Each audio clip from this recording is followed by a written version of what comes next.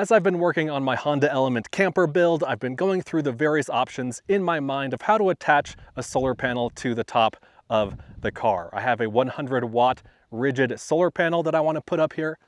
One option is to attach it to the cargo box that's already up there. I've done that with various builds in the past and it's worked out really well. Another option is to do what I did recently with my Land Cruiser build. That is to get a skinny solar panel and mount it to the top of a rifle box, then put that on top of the car next to the cargo box that's already up there. That worked really well, but I wanted to try something different, and there are lots of different ways to do this, but I came across a really interesting one on Amazon. Let me show you. Everything we're gonna need comes in this box right here. I am not affiliated with this company. They did not send this to me. I bought this with my own money off of Amazon. I think it was around $90. It comes with some Allen wrenches and instructions in a bag.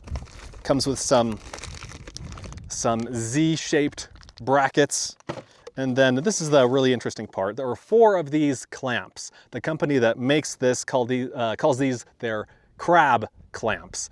And you mount a Z bracket onto one of the clamps, and then you attach this to the solar panel, and then you tighten it down, and it clamps onto the crossbars that are on top of your car. And here's everything all laid out. We have, again, instructions and Allen wrenches. These are the 4 crab clamps. Then these are the Z brackets. First, we need to measure the distance between the crossbars here. This is an aftermarket setup. This is not the OEM one. Whatever vehicle you have will be different, of course. But for me, the distance between the two from center to center is 29.5 inches. And I took that 29.5 inches and I marked it. So on this side, it's from here, from this line to over here, and then the same over on the other side. And on my solar panel, there's a hole as the center point, which makes a good reference point right there. And so now we need to drill out those holes. Your solar panel will probably have holes like this already drilled, but they don't line up on mine with my crossbars. And so the way this works is that the Z bracket here is going to clamp. It's going to kind of go like this. And this piece comes apart, and so the aluminum here is going to get clamped between these 2 pads. And so we need to make sure that the hole we drill is in the right location. And so I'm going to take this bracket with the top part of the clamping piece removed.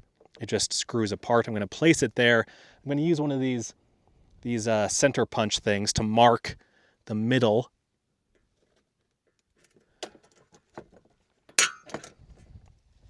There we go. I'm going to do the same thing in every corner.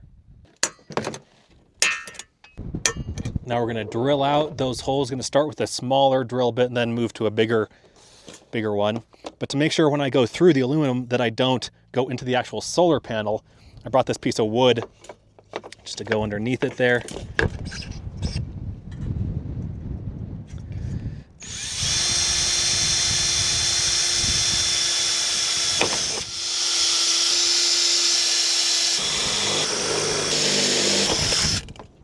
Okay, all 4 holes are drilled.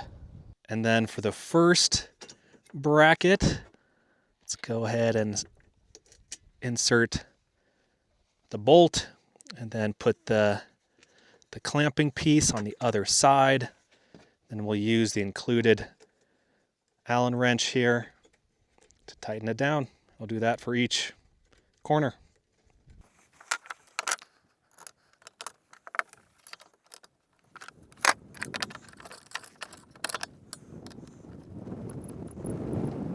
And then once you've done that, the next step is to loosen up this bolt on top of each one of the crab clamps.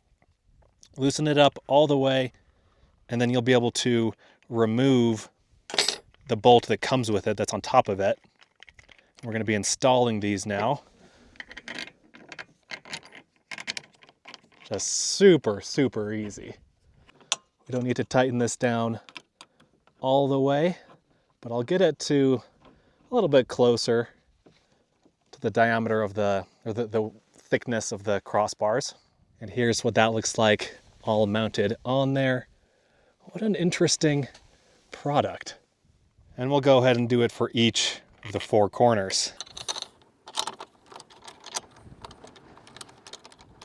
And now the moment of truth. Does this fit on here? I think it does. Yes. That is so cool. Now the only thing left to do is to tighten this down in each corner. And as we do, the claw pincher closes around the crossbar. So I'll do it just a little bit tight in each corner, then really tighten it down hard after that, once everything's in its right place. Let's see. How's that? Is that solid? Yes, it is. Cool. There's a little bit of movement, but that's in the crossbars themselves, not in any of these clamp mechanisms. Yeah, that is super solid. I think that came out looking pretty good. So there are a couple different configurations, a couple different ways to install this. You could actually flip these Z brackets around. You could invert them so that the solar panel is kind of dropped between the brackets, like between this and this, so it's closer down, it's lower down. I don't know if I'll keep it like this or if I'll end up doing that. I think I'll just keep it like this until I have a reason not to. I did bring along my recovery boards because I thought there might be enough space here to put the recovery boards underneath these, like, you know, use some ratchet straps to strap the recovery boards to the crossbars and then put the solar panel on top of it. But there was just ever so slightly not enough room for that. I tried that out off camera. Didn't work out, but it might work out for you if you want to give it a shot. It's a couple days later and I actually figured out a way to put the recovery boards up there with a little bit of room to spare. So basically they are sandwiching the horizontal crossbars. One is on top of the bar, one is underneath the bar. They are held in place with a heavy-duty UV resistant zip tie. You can see that thick one that goes around and joins the two together. There's one on the back like this, one also on the front, and then these smaller zip ties to just kind of hold it together. Some more small zip ties along the side here. And then if all else fails, there's a piece of paracord going around the crossbar and through the holes on here so that if, you know, somehow all of the zip ties fail, then there's still at least something holding them on to the car. And so now we have to connect the solar panel to our portable power station inside of the car. We have these MC4 connectors coming off of the solar panel. The plan is to run these extension cables from here and along, I think like in through here. Now obviously this is going to be different for every car, but in the Element I think I can put it like in through here and down along the inside and then maybe up through the bottom and into the car. I don't know, give me a minute to work it out and then I'll show you what I come up with. But then at the other end, the end going into the power station, I need MC4 to whatever goes in to here. So here I have an 8mm port on the left side and then an Anderson power port on the right side. So I actually do have connectors for both of those that I wanted to show you. This is MC4 to 8mm and this is MC4 to Anderson. And I think I'll be using the Anderson because I've never really done that before and I thought I'd try it out.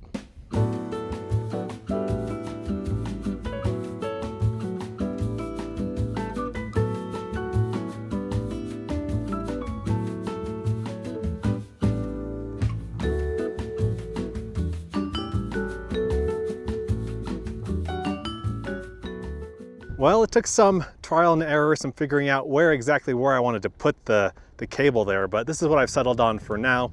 It comes underneath the cargo box and then over to the crossbar tower, goes around it, and then goes just alongside and then in right there. If we open up the back, you can see where it comes in.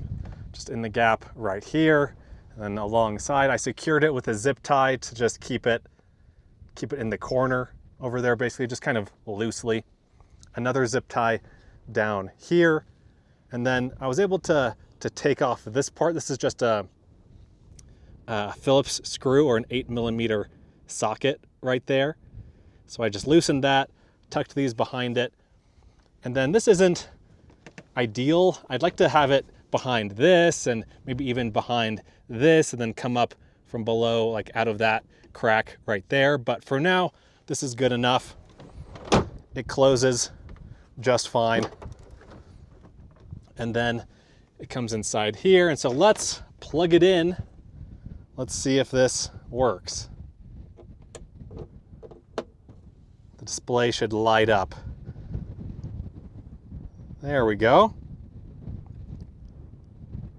Pulling about 60 watts. Very nice, it works. Again, I don't know if this is ultimately how I'll do it. I might wanna run it in on the left side and then in through here because I think the power station is gonna be over here ultimately. But again, this is all good enough for now and we'll see what I end up doing long term. I'll go ahead and give you one last look at the final completed, well, as completed as these things ever are, product here. I think that turned out pretty well. I'm happy, that was super easy. Now you might be wondering what kind of effect this has on fuel economy. I don't know, I'm not really interested in that. I need a solar panel up here and I'll deal with whatever slight fuel inefficiency it creates. If you add anything on top of your car, whether it be a cargo box or solar panel or roof basket or anything, it will affect your fuel efficiency to some degree. I don't think it'll be really noticeable, to be honest, on this car. I think a more interesting and more pressing question is, will it create wind noise? And so I'm gonna test that out right now. I'm gonna drive back to town, I'm gonna hop on the interstate, I'm gonna go an exit or two at 75, 80 miles an hour and see if I can hear any whistling or anything like that.